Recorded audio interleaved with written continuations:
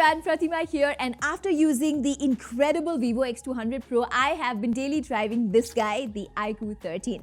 This phone is gathering a lot of hype in the tech world because right now this is the cheapest phone with the flagship Snapdragon 8 Elite chipset. It's even cheaper than the Realme GT7 Pro, which I reviewed a few weeks ago. So great work by iQOO on the pricing part. However, there are some shortcomings that other reviews have missed, which I believe you need to know before thinking of getting one for yourself. It's quite an interesting find, but first let me talk about all the positives. So here, for what it's worth, we get a gorgeous looking design. It's very similar to the one we got last year with the iQOO 12 with a matte glass back, classy BMW branding and a similar looking camera bump. This time we also get these RGB around the camera module that lights up when you get a notification, calls, when you're charging and even while playing PUBG. Pretty neat. But probably the biggest design upgrade of the iQOO 13 is that we get an official IP68 and IP69 rating. I don't know if the prices to include IP ratings on phones have gotten cheaper these days or Gen Zs are just too clumsy, but late into 2024, more and more brands are including more robust ingress protection on their smartphones. Anyway, I also like the fact that we get an ultrasonic fingerprint sensor here, which is located just in the right position. It's fast, more secure, and it can even unlock when my hands are wet, which is something you can't do with optical sensors. However, like the iQOO 12, the iQOO 13 is also a bit slippery, partly because of its smooth back. It does not catch fingerprints or smudges, but I have dropped it multiple times. So yeah, you've got to put a nice cover here for a better grip.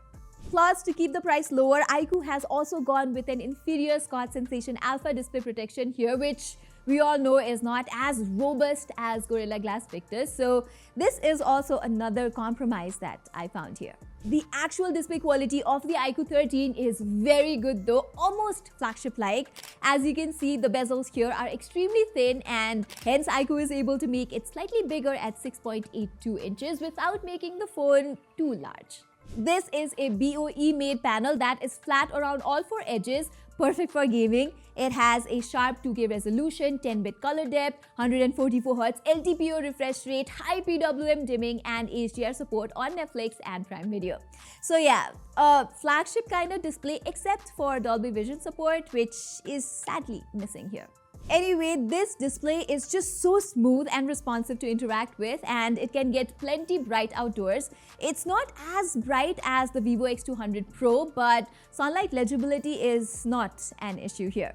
Plus, iQOO says it uses a circular polarization tech to minimize screen reflections, and I found it doing a decent job while using the phone outdoors on a sunny day. It's not as good as the anti-glare display we get on the S24 Ultra, but not a bad implementation, I would say. iQOO has also improved the vibration feedback here. It's more precise and tighter than before, and the speaker is much louder too. It also sounds richer, more fuller, and more detailed. So not just good for watching videos, but also for playing games. I also noticed that the software side of things is more refined now. The animation is smoother, there are no garbage apps like hot apps or hot games, and you get 4 + 5 years of updates, which is not bad. But having used both the Origin OS, which is for the Chinese market, and FunTouch OS, I think Origin OS is slightly better in terms of icons and UI layout. Anyway, with Android 15 out of the box, we practically get all the AI features here like on Samsung phones. The AI eraser works surprisingly well. You can copy text from an image flawlessly. There's circle to search and everything. Okay, let's talk about the performance now. The USP of this phone, just like last year's iQOO 12, the Snapdragon 8 Elite here is coupled with DDR5X RAM and UFS 4.1 storage. Hence, you can expect great gaming performance here. It's not a big leap compared to the Snapdragon 8 Gen 3, but the stability and sustained performance on all the latest AAA titles I have tried here are now much better. iQOO has also fitted in a larger vapor chamber cooling system this time around, which I found to be doing an extraordinary job of keeping the thermals in check. It runs cooler by 1 to 2 degrees compared to the Realme GT7 Pro, which has the same Snapdragon 8 Elite chipset. So yeah, you don't have to go for phones like the Asus ROG Phone 9 or the iPhone 16 Pro Max to get the best FPS numbers. A 50,000 phone in 2025 will do an equally good job.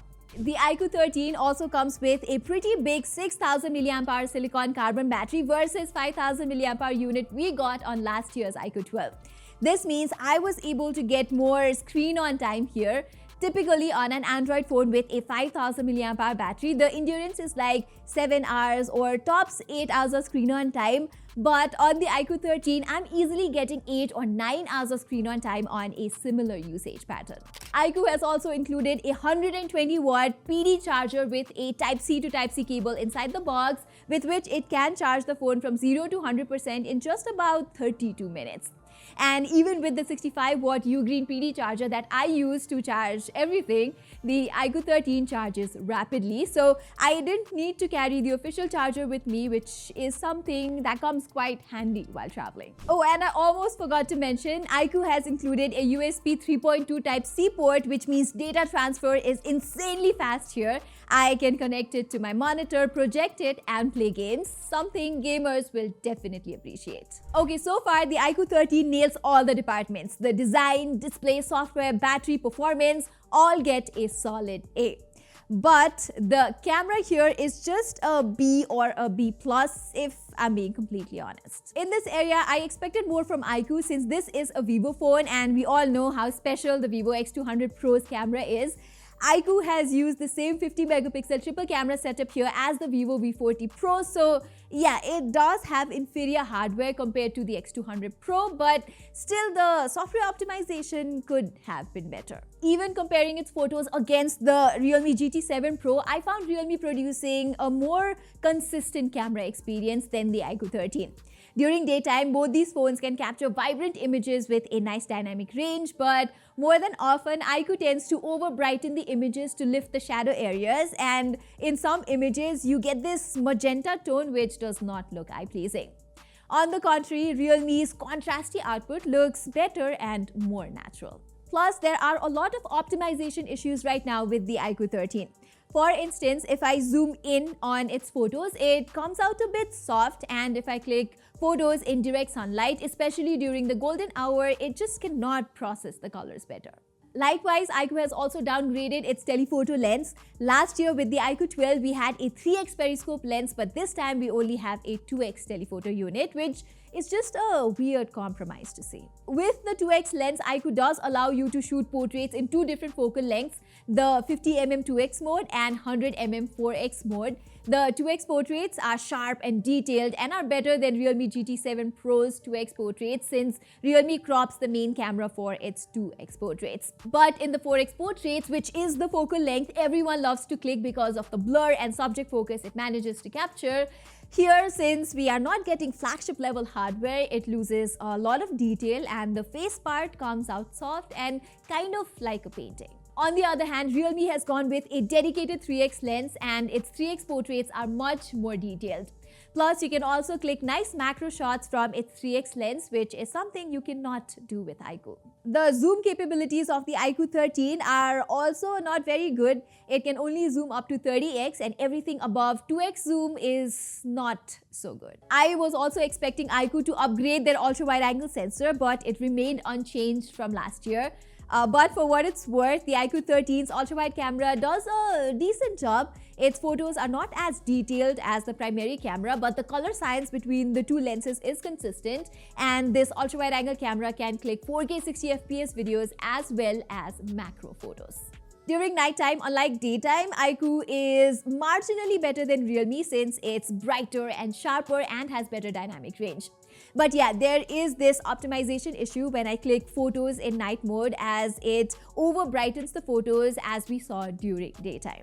The new 32 megapixel selfie camera, however, is a step up in the right direction. It's much more detailed than last year. You can click 4K 60fps videos from it, which the Realme GT7 Pro lacks. The skin tone could be consistent, but that is not a big issue. From the rear cameras, you can shoot at up to 8K resolution, but 4K 60fps is the sweet spot in my opinion. In normal conditions, the videos are of good quality. There's a little bit of movement wobble, but nothing severe. The only issue I found was when you're shooting against the sun or against something bright, the videos tend to come out a little dark, so exposure management needs to be fixed. Otherwise, the videos are good enough, and you can also switch between the lenses while you're shooting, like so. So yeah, the only thing that's average here is the camera. It has some issues with the processing, and that's why I ended up getting inconsistent results. And the choice of the 2x telephoto lens is also bizarre. So I do see this as a missed opportunity for iQOO. It could have been the best well-rounded package, the true flagship killer, if the cameras were like an A-.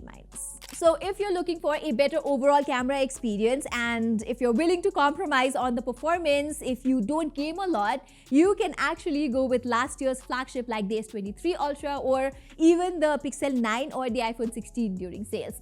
Or you can wait for the OnePlus 13 to come out in January, because that phone should provide you with more consistent cameras. But overall, I've got to admire iQOO, the way they have priced it and bringing in the best Android chipset with excellent sustained performance, some nice gaming-centric features, a stunning display, excellent battery life, and a premium design. So yes, a fantastic package that I can recommend to anyone looking for a top-tier Android experience. Alright everybody, that was all for my full 1 week experience with the iQOO 13. Do let me know in the comments below if you agree with my opinion. And while you're there, don't forget to subscribe to our channel and hit that notifications icon. Till then, I'm Pratima and thank you so much for watching.